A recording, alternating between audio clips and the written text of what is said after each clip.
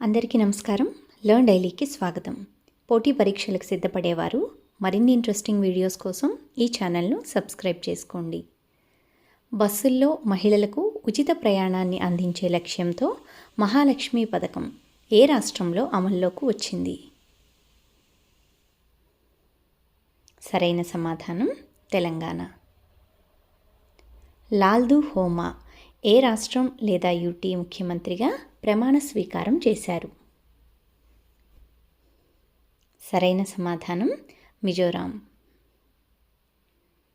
భారతదేశం ఇటీవల ఏ దేశంతో తన 50 సంవత్సరాల దౌత్య సంబంధాలను డిసెంబర్ 2023లో జరుపుకుంది?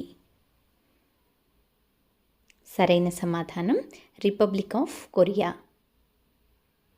వార్తల్లో కనిపించే బన్ని గడ్డి భూములు ఏ రాష్ట్రం లేదా యూటీలో ఉన్నాయి? సరైన సమాధానం Gujarat. 5 zonal councils of India chairman ఎవరు? సరైన సమాధానం హోంమంత్రి. నేషనల్ అసెట్ రీకన్స్ట్రక్షన్ కంపెనీ యొక్క స్పాన్సర్ బ్యాంక్ ఏది? సరైన సమాధానం కెనరా బ్యాంక్.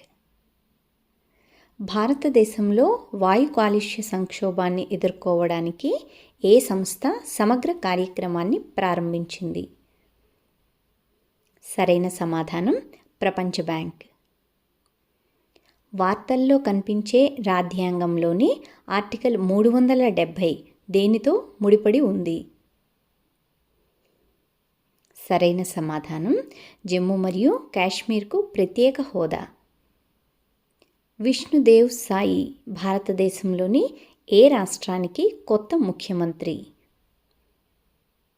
సరైన సమాధానం ఛత్తీస్గఢ్.